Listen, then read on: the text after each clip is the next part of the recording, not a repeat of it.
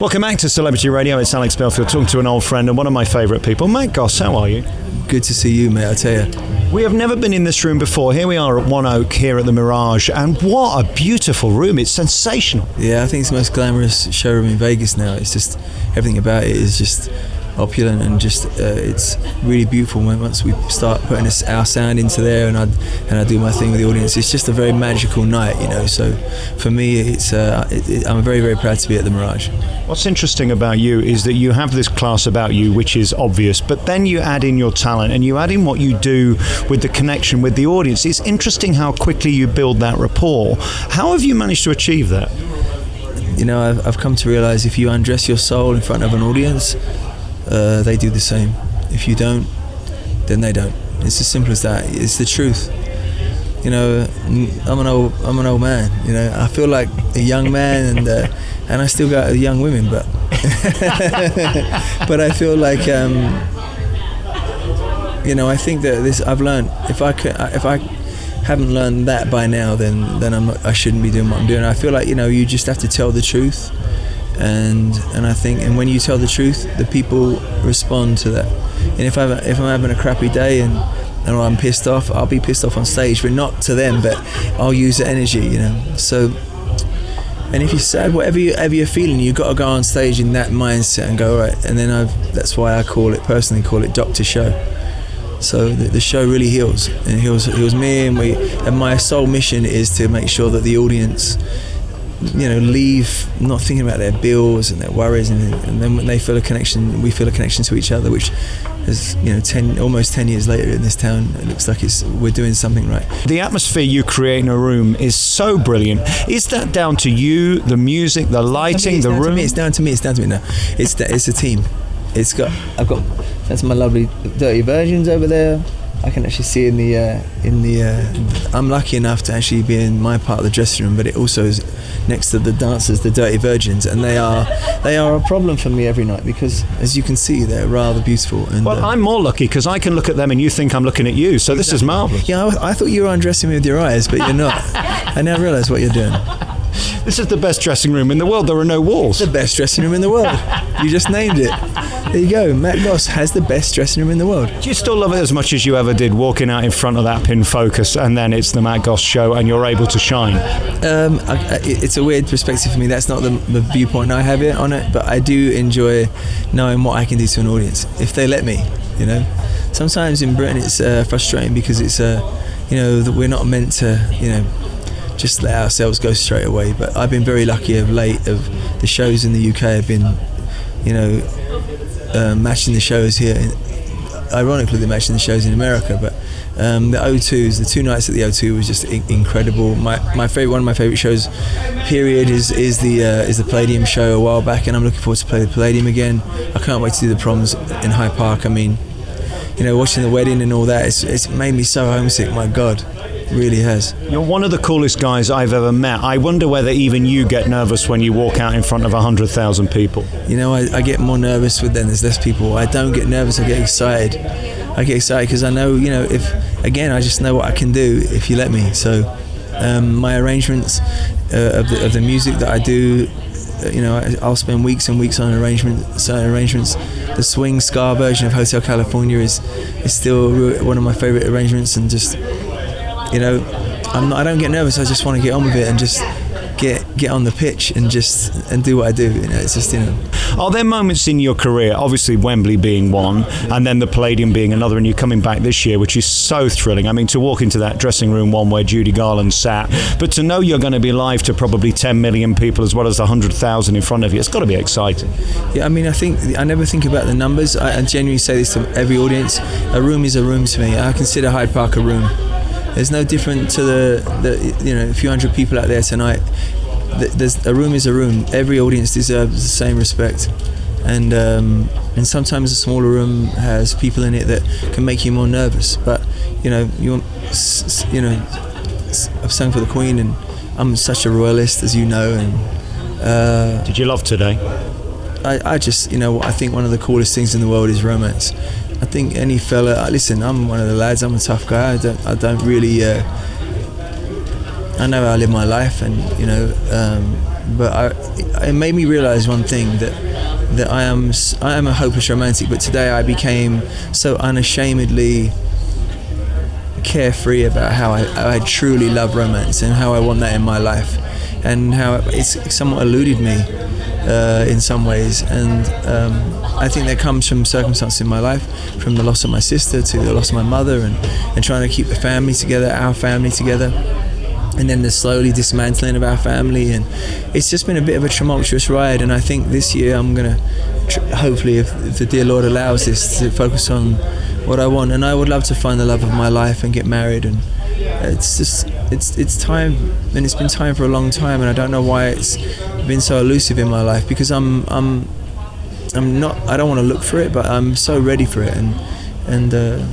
but I want to find my best friend, you know. What's interesting about today, you realise none of the pomp and circumstance actually mattered. There were two people who kissed each other and were totally obsessed with each other, and nothing else mattered.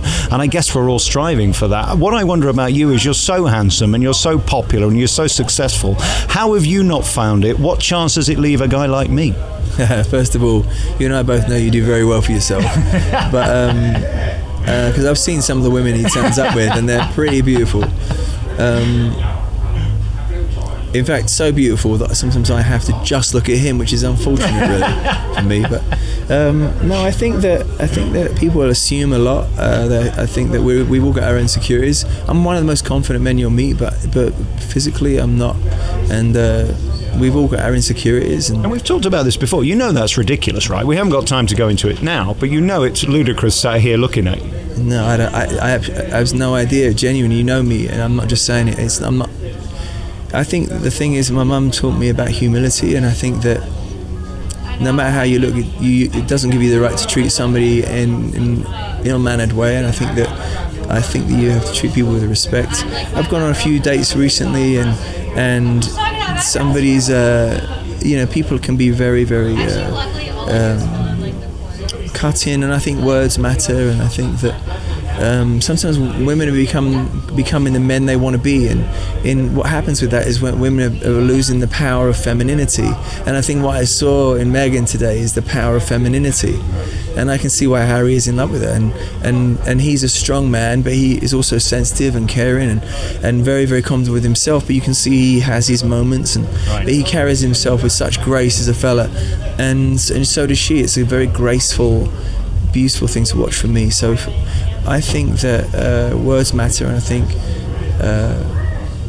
when you're looking at the person you want to love for the rest of your life, you have to consider the things like mortality and potential mortality, and so I know that I don't want to waste much more time, but I know I also can't settle and look for it, as they say. So I hope the dear Lord graces me with the love of my life soon. I remember a Boy George song once that he wrote that said, "On a clear day I can see myself for a mile," and I don't think you can. I don't think you can see the perspective I'm seeing. That's just life, isn't it, I suppose? Well, I appreciate you very much. You know, I appreciate you as a person, and I feel the same way about you. I'm interviewed.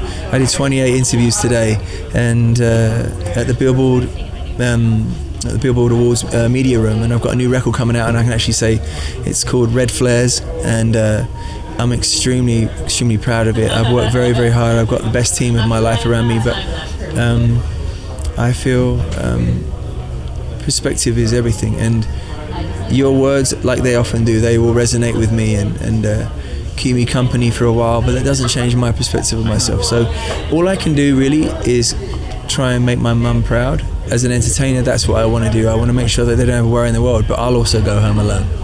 So that's the big difference, and that's what I want to change. I have some incredible moments in my life that I want to start sharing. Listen, I see the ironic side of it, but at the same time, I actually want to come home more. I want to come home more. I don't want to come home just for the random gig. I'd love to be I always say this, I'd love to be a judge on one of those shows, or I think I've navigated the industry pretty well. I have a good perspective. I'm honest as in regards to how I feel about talent. And if somebody had told me, that you'd be playing Hyde Park, headlining alongside Mariah Carey at Blackpool, and that you'd be a headliner in Vegas 10 years, and I probably would not have sweat the small stuff quite as much. And I think I would hope that my mum is proud of me, and But she always was. Yeah, but I think that when I lost my mum, I feel like there was a sense of, now she can see and hear, and it's been brilliant for me, because now I'm even more candid, and I'm even more, what you see is what you get with me. So I feel like you are dead right. I just feel like such a young man. I'm sure you can relate to this. I feel like such a young man inside, and I feel a genuine, and I'm blessed with this. This is something I am blessed with. I am blessed with the wonderment of still being in awe of the smallest thing, and then the most beautiful hotel room. I'll be like, how am I still traveling like this? How am I?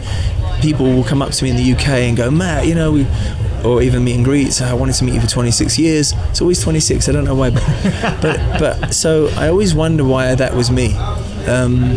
But when I do watch something so momentous as a royal wedding today, and with all those wonderful people and stuff, I would like to be part of the British community a bit more. And what I mean by that is I want to figure out a way, possibly even to slow down, but maybe do something in the UK where I can do something more on a regular basis. Because I do miss my country, and I do miss my country. What about radio? This is a good place to find a new audience. Radio, I would love to do. Obviously, I do Matt Goss at midnight on BBC Radio 2 every Christmas, and I've spoken to the BBC about loving. I would love to do more, but something like that, without question, where I can even record it from here. What I'd love to do is I'd love to interview people, because I've been interviewed all my life. So I don't think there's anybody in the world that would intimidate me, but I know that questions sometimes that I would like to be asked. So I'd like to do something where it's the easiest gig in the world. You need no talent. That's not true. The funny thing is, when you're interviewed by somebody that doesn't research or doesn't understand where you are or who you are, right, it can be a very, very tedious thing. But you are truly, not just saying it, you are truly one of my favorite interviews. I know I say it every time. I think over the years, people like yourself become a very nice, familiar place for me. So over the years, journalists and DJs and hotel general managers and doormen at the Savoy have become an extended family to me. It's strange how, and I think some entertainers that may see this, that will go, I know exactly what you mean. Like, right. I'll go back to London, and the Savoy is my home, and there are certain places. I'm a creature of habit, so the one thing both myself and my brother we just cannot do without is our privacy, and that's something that's just become something that's allows me to breathe easier in a way. I get it, but the tough thing is you have to give some of that away to do what you do. It's part of the job, isn't it? I love people, but I think that going into one of the things that's happened really recently in the last 2 weeks of my life, I do 150 plus shows a year in America, and I do around 3 or 4 a year in the UK. That has to change for me. And also what I do, and the fact that I'm one of the creators of the Broadway and West End rendition of Upstairs Downstairs. I know how brilliant it's starting to feel, and I can't wait for that side of my life. And maybe that will I might slow down for a second at that point and then enjoy and watch this beautiful musical that we're creating, and that may be it. But I know how remarkable it is turning up tonight and knowing that I get to make people feel good and remove hopefully some of their fears and just make them feel amazing. That's very important to me. I'm purely talking it as a Brit. I mean, it's the last couple of weeks and seeing the build up and seeing some of the familiar architecture and the countryside. The Brits come out to see me. Honestly, the Brits come out to see me, and they say one thing that actually keeps me going as an entertainer. They say, "We're so proud of you." So if you have to understand, it's just the way we all operate differently, and their pride. And when they say, "We're so proud of you, Matt," I'm just like, I don't ever want that awe of those sentences, especially when you get a big burly guy from up north going, "We're so proud of you, Matt," and you see many guys now come to my show. Those days are finally over where guys feel weird about coming to see my show. But you'll see, I'll sing my way, and you'll just see a guy just sit there and just let those tears fall in a real masculine way, and it's an amazing experience. But I mean, it's a beautiful thing, and just to have fun and the comedic side of my show. I'm actually funnier than I actually look. I mean, I'm actually, but I don't know what it is. When I'm on stage, I'm a little. Try a ginger wig or something. Ginger wig? No, that's just that would be tragic. Wounding. You have fantastic hair. It's fantastic hair. That's all I can say. I've never had that much hair in my entire life. So. Yeah, I think that's the least of your worries. Matt Goss, listen, it's always nice seeing you. Come here to One Oak at Mirage. It's a beautiful room with a beautiful show and an amazing talent. You can see him this summer coming to the Party in the Park with the Proms, which is this glorious show. Huge talent at Hyde Park. You're all going to enjoy that with BBC Radio 2. And then, of course, you're going to be doing the Mariah Carey show and the Palladium. Big year for you, and you continue here in Las Vegas as a headliner. Never second guess it, never question it, never knock it, because you're doing the business and you're turning up every night making people very happy. Thank you for your time. This is one of the nicest people I'm interviewed all the time, and this person really genuinely cares for me, and I care for you, so thank you for your time.